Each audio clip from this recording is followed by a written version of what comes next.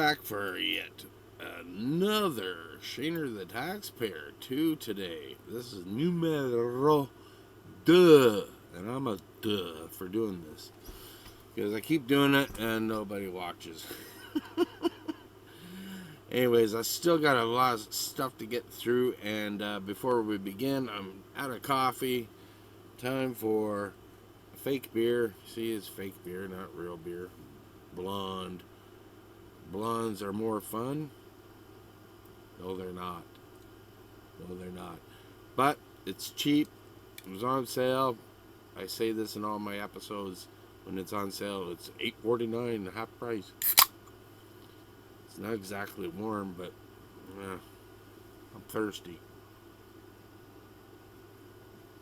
Swig of beer for all my, or fake beer, for all my hard-working fellow Canadians out there. Let's jump right into this. I've got some Indigenous stuff to discuss. Or actually, I've got a bit. Ron's got something to say. All right, the Ontario government is composed of some of the stupidest fucking people with the stupidest fucking ideas, the stupidest fucking way of doing things you could ever fucking imagine on the face of the earth. So guess what? Time to build something. So we've got a busy highway called the QEW, super busy, millions and millions of cars a year, and it's old. And it's not big enough. You need to widen it. To widen it, you got to twin a bridge. You got 6 lanes, 4 lanes on one side. 6 lanes on one side. We're gonna put another 6 lanes on the other side. 12 lanes. Brilliant. Gonna speed everything up. Excellent. Start building the bridge. Took a long fucking time. Finally finished in spending $314 million, but finished that bridge 2024. Great. Let's get driving on it. Nope. Fucking stop. Stop? What? Why are we stopping? Well, we found some Aboriginal artifacts when we were finishing up the bridge. Okay, so what? We got to study it. Okay, so what's that going to take? A few weeks, few months? No. It's going to take like at least a year and a bit. Wait, fuck off. Stop talking. Like you can't take it. Fuck no, it's crazy. I apologize for the quality. I don't know why it's doing this, but anyways, this is really retarded. You found some arrowheads? You want to study that for fucking... No! Okay, we got to do it. Oh, look. We found some more in a slightly different place. Close to where the bridge is. It's going to take 2 years, maybe 2.5 years. No, fuck, no, fuck off, no, can't, it's crazy, it's fucking crazy. What are these artifacts? We can't say, not allowed to say. Wait a minute, you're the provincial government. You represent the province, you represent the people, the taxpayers of the province. You can't say what the fuck it is these artifacts are? No, we cannot. We just have to tell you that we're going to keep studying this shit till we're done. Could be years. Shut the fuck up and live with it. We are the stupidest people on earth. I can't tell you how stupid this is. We should all be furious. We all, as taxpayers, spent $314 million to build a bridge that nobody can use because of unspeakable artifacts from Aboriginal times. We're so stupid. We're so wrong. We're such a gang of idiots. But the MTO, the Minister of Transportation, also keeps this kind of a secret. Like, you got to look for it. There's no fucking sign up. Yeah, you got to search for it. But it's right there. 2 years minimum to do an archaeological study. We're the fuckedest up people on earth here in Ontario. We are fucking dumb. All right. I don't get it. I mean, I don't use the QEW, but I'm sure there's a lot of people that do. It just makes no sense.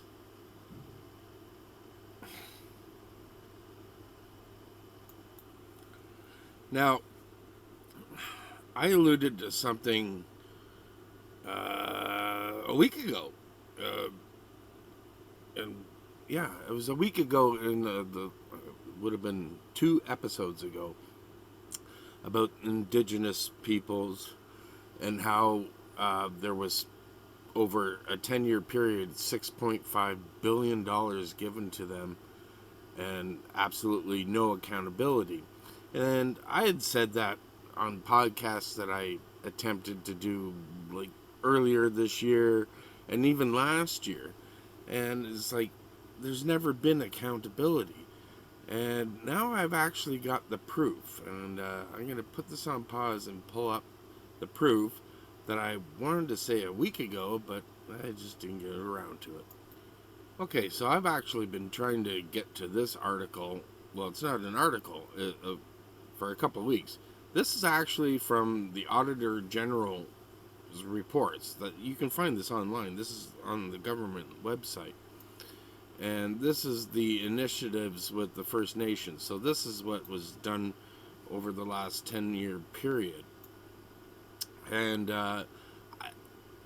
I'm hesitant to read it all because it is really informative, but I'm really monotone and I'm not a great reader. But at a glance, overall, Indigenous Services Canada, which was formed to manage the funds given to all these different Indigenous groups, tribes, whatever you want to call them, did not, that's the important part, did not effectively implement, monitor, or assess the new fiscal relationship initiatives it committed to with First Nations. That's it in a nutshell. It did not effectively do this job. The Government of Canada, under Trudeau, and the Assembly of First Nations, so all of them agreed in 2016 to establish initiatives to advance First Nations' right to self-determination and support efforts to close persistent socio-economic gaps between First Nations and other Canadians. Okay, so basically, they're in poverty, and they want to be brought up to better standards. And, a lot of it is they don't even have clean water and drinking water in some areas, and that should have been dealt with decades ago, really. So that, that's important. And, but this wasn't implemented well. It wasn't monitored well, wasn't assessed well. And the First Nations didn't use the money well. They didn't fix much. They still are a lot of them in poverty, and a lot of them still don't have clean drinking water. So where did this money go? $6.5 billion. So let's read on.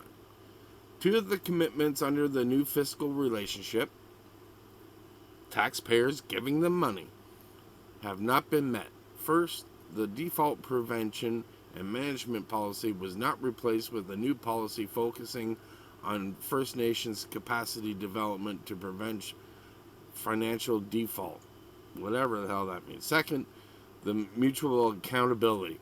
All right, mutual accountability framework between the First Nations, their citizens, and the federal government was not created. No accountability. People have been saying this for years. Now the Auditor General is telling you this was never created all this time. $6.5 billion. So where'd all this money go?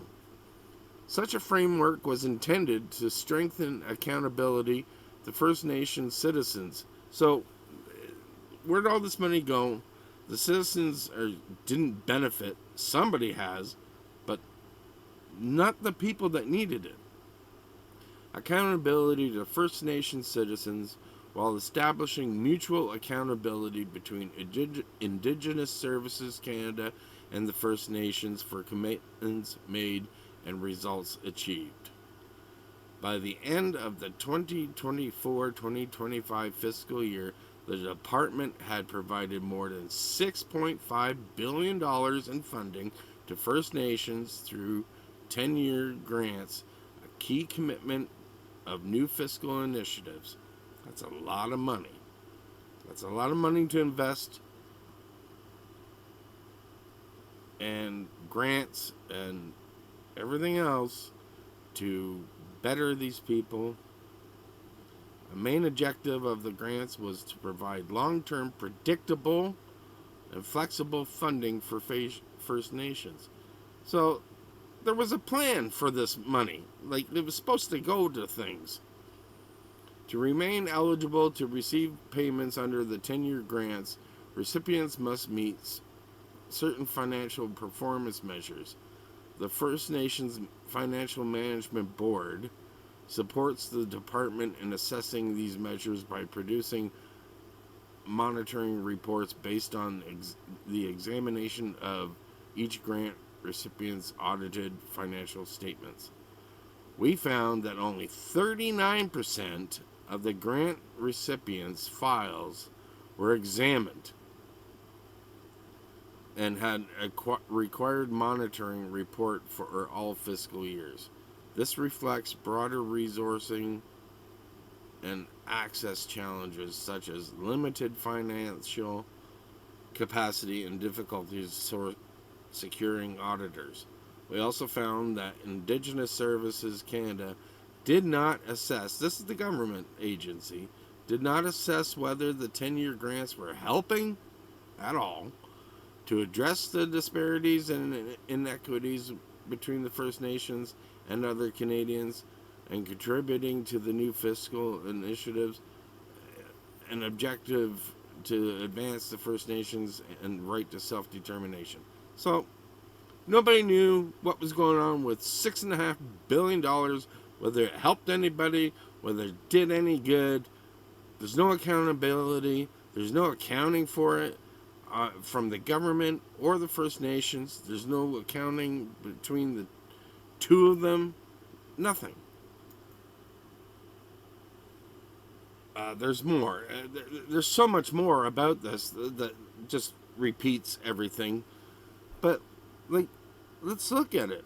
Okay, they had to, before this, they had to apply for certain grants for this, that, the other thing. And the government said, look, we're going to make a board, we're going to give you all this money, and you figure out what you need to do for yourselves, where you need to spend it the most, where your people need it the most, who needs it the most, and nobody knows where any of it went. Basically. That's it. That's what the Auditor General is saying. There's nobody knows. And did anybody benefit?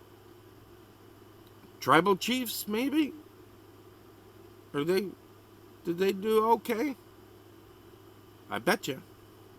Somebody made out all right.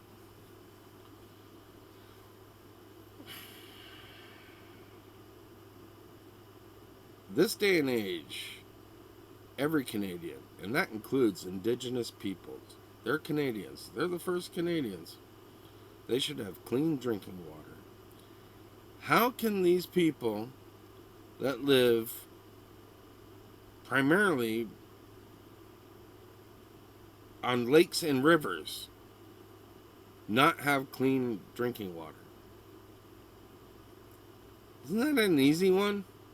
If you live by a lake or a river and you're way the hell up north, like really untouched by pollution and everything, that should be clean water. That should be a no-brainer. That should be easy for any government to set up.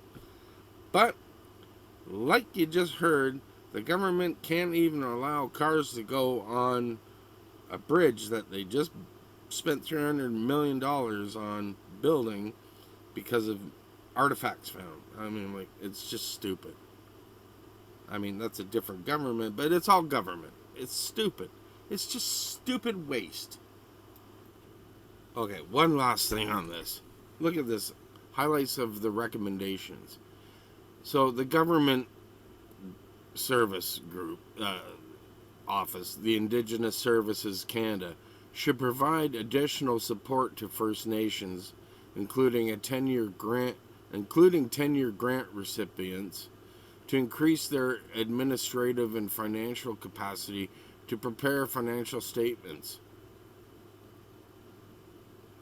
Well, what in the hell were these people? What was this Indigenous Services Canada doing for 10 years? Who were these people? What job were they doing? They couldn't even get administrative and financial statements from the Indigenous people. They couldn't even make up financial statements themselves. Nobody knows where this money went. Who's working for this? Man. Oh my goodness. Yeah. Oh my god. Oh, I think you better do a better job. Good Lord. Anyways, moving on. This I've reported on before, so this is really not new news. It's just new being reported from the Toronto Sun about how CARNEY has spent so far since he's been in office like over $1 million on in-flight food on all these trips that he takes around the globe. For a guy that doesn't like carbon, he's sure spending a lot of gas going around the globe. But anyways, this has been talked about before on how much he's spent on lavish meals and stuff. I've done I think I did videos on this just a couple of weeks ago, but we'll glance through it. Let's see here.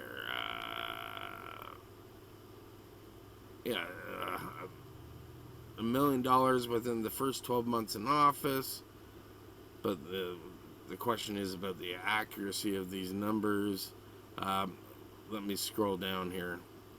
This guy keeps popping up. I don't want him to.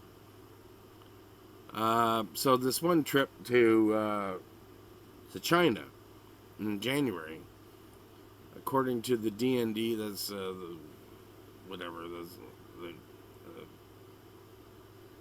sorry, I just had a brain fart there. The Department of Defense. For 73 passengers, $175,000 basically to feed 73 passengers, an average cost of $2,400 per passenger. That's a lot of money to eat, man. The PM's trade mission to the United Arab Emirates was $159,000, an average of $2,853 for each of the flight's 56 passengers. It just goes on and on. This guy, and nobody bats an eye. Like, liberals are okay with this. Other flight costs, $98,853 spent on the PM's late February trip to India, Australia, and Japan. 92 passengers. $93,000 to attend last May's inaugural Mass of the Pope. 68 passengers. Like, these are expensive meals. Like, what the hell? I mean, I get it. The guy's not going to eat craft dinner. But, my Lord. Like, 86,000 one trip. 74,000 on another trip. These are single trips. This is not multiple trips. This is per trip. Like, ridiculous. The guy's a multi-millionaire. Why doesn't he pay for it? The guy's got the bucks. Why doesn't he say, look, let's not rip off the Canadian taxpayer for this. I got the bucks. I can do this. Donald Trump does it. He pays for his shit. Like, But everybody's okay with this. This is acceptable. Okay, I'm skimming through it on March. His trip to London, the invoice is submitted. It was nearly $53,000 for grilled chicken breast. How much is the chicken? Pan-seared salmon and beef stroganoff. But the Department of National Defense insists it was only $40,000. Oh, it's only $40,000. Oh, well, that's better.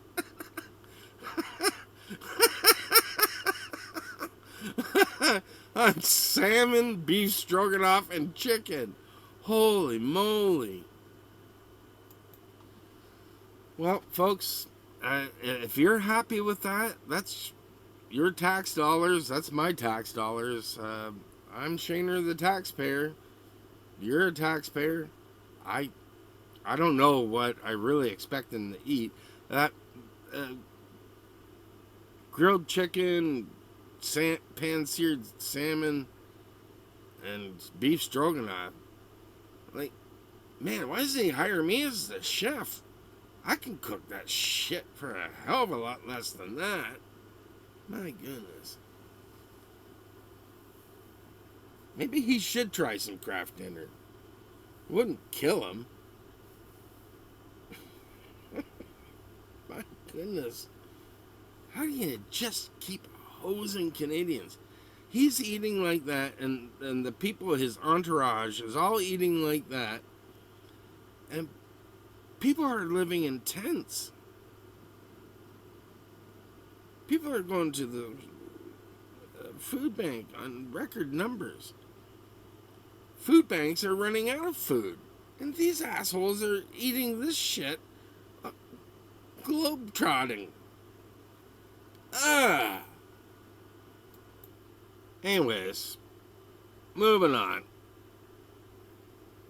There is a movement amongst so-called conservatives that are trying to get Polyev out of the Conservative Party, and I don't think it's going to work. But let's give Mario for the North a listen. This is very important for fellow conservatives. Premier of British Columbia, Carrie Lynn Finley. Way to go. Fresh off a big win against Liberal lobbyists from out east. Did you catch that? What he said at the end was very important. He said she's coming off a win against Ontario lobbyists. Well, he said out east, but this is who he was talking about. Person behind the scenes of Doug Ford, who I'm going to get to in 1 second. He's the person who went on TV and said that Pierre Poilievre committed campaign malpractice. Also the guy that recently said this. Looks like Poilievre is, applying to be a-hole in chief. Now keep this in mind. That guy that you saw, Corey Tonight, is Doug Ford's campaign manager. And let's take a look at what Doug Ford just said this past weekend. Was for Premier Ford. We saw pictures of you campaigning at the Calgary Stampede. Are you trying to shore up support to challenge Pierre Poilievre for the next Conservative Party leader? Can I borrow that line, that neutral question? I'm going to use it with the Toronto media. This is like a church picnic compared to the Toronto media. But anyways, I wasn't campaigning. People asked for pictures, so I took pictures. There was a lot of pictures, I'll tell you that. But I love the people of Alberta. We share the same values. And we just have a great relationship with the Premier and the folks here in Alberta. I love it here, actually. You see, any normal human being would actually say absolutely. Well, Mario got cut off there. He would say, no, I'm not campaigning. I know Ford wants to be Prime Minister. His own daughter said he wants to be. I don't want him anywhere near it. And if he wants to be Prime Minister, why doesn't he be honest and run as a frickin' Liberal? Because he's not a very good Conservative. He buddies up with the Liberals all the time. Now, I admit, I voted for Ford here in Ontario, but it's a real love-hate relationship with the guy. For every one good thing he does like 3 things that just pisses me off. But this Corey Tonight and the other guy that I forget his name, they're on a mission. They are on a mission to badmouth and bury Polyev, and I don't think it's gonna work. I don't think so. I don't think anybody wants Doug Ford instead of Pierre Polyev. God help us. Anyways, moving on. I'm back. I already did the Mr. Roper jokes on the first episode, so I'm going to skip that on this one. But I will end it on Mr. Ron, the mortgage guy. He's got a little rant here about air conditioning, which I thought was funny, and I'll listen again. I think you might think it's funny. I guess there's people out there that really think air conditioning is bad for you and bad for the environment. Okay, well then don't get one. I like mine just fine. Let's hear it from you, Ron. I think this is the second one in this show.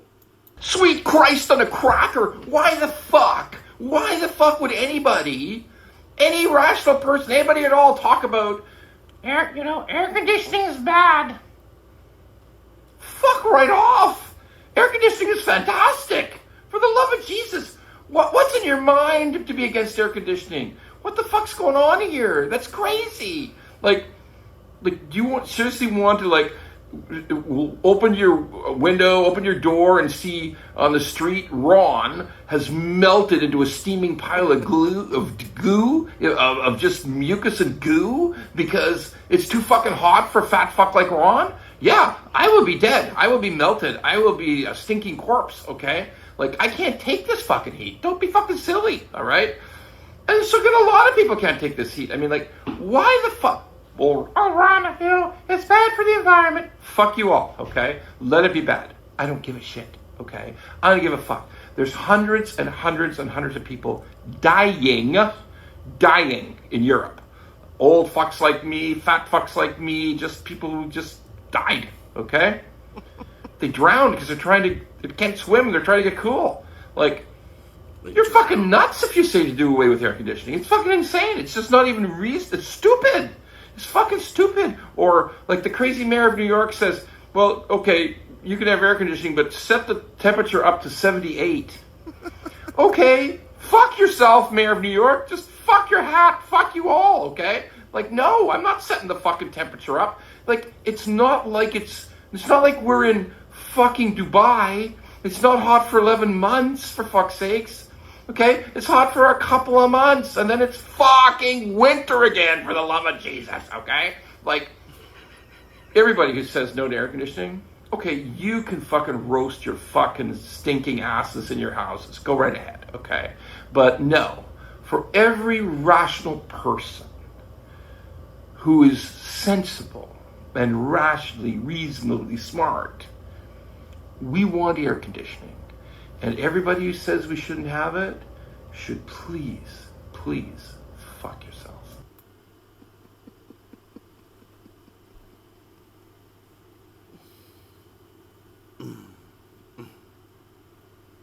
Oh man, what a juxtaposition. I've got a cross behind me and this guy cursing and swearing. It is what it is. Oh.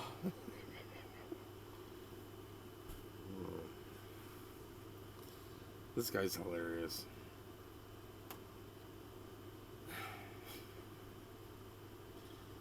Is he wrong? Like, I'm sorry, but like, I love air conditioning. I mean, it sucks to have to use it. Like, it sucks that it's always so freaking hot. Like, I like comfortable days where you can actually sit outside. But I spent 30 years working in every weather condition imaginable, and I don't miss it one bit. Whether I was delivering newspapers or delivering mail, I don't miss it. I'm quite comfortable. That's fine. Yeah. Well, look at that face. I gotta meet this guy. I don't know how to find him, but I want to meet him someday. I don't know if he drinks. Kind of looks like he does, but I'd love to sit and have a beer or a few with him. This guy makes my day. Anyways, well, let's call it a day. Let's leave it on a high note with him. And take care of yourselves, take care of each other, and God bless.